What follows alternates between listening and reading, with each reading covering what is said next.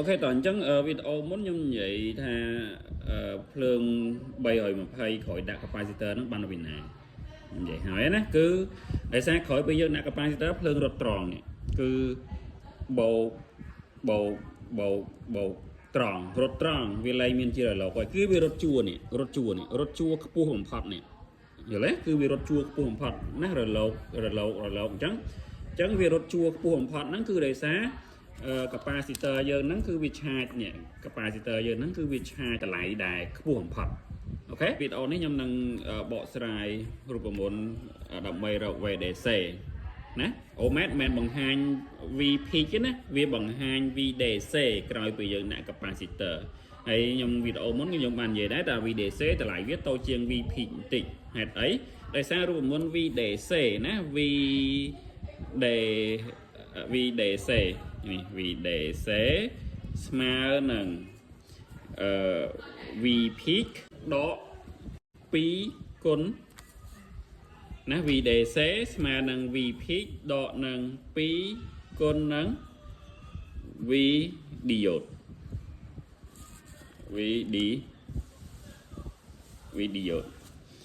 ណា V peak យើងរកឃើញហើយ V peak យើងរកសារមុនគឺ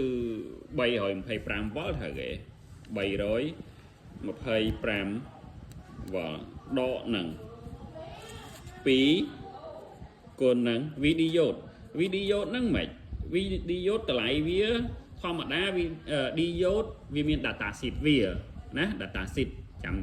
នៅលើ diode វាមានលេខណាវាមានលេខម៉ានអញ្ចឹងទៅ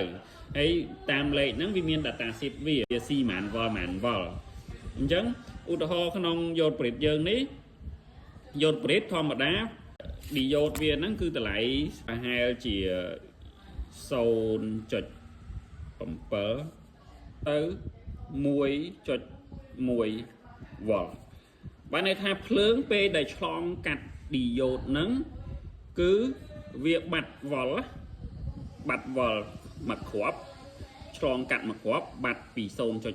ទៅ 1.1 វ៉ុល អូខេអញ្ចឹងយើងយកចម្លៃនេះក៏បានយកតម្លៃនេះបានយកឬក៏យកតម្លៃចន្លោះក៏បានដែរណាគឺនៅក្នុង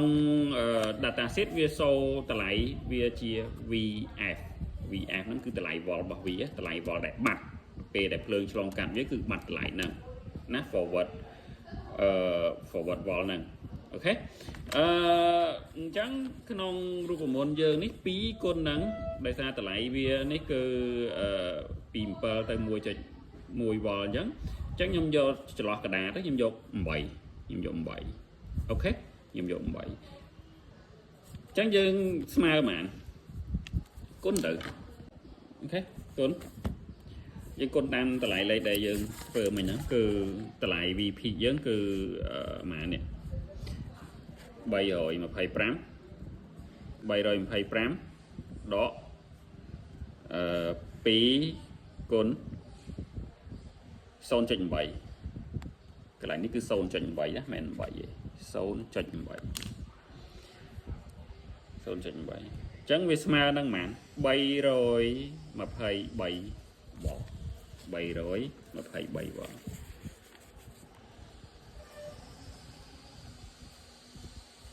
នេះ323 វ៉ុលនេះគឺ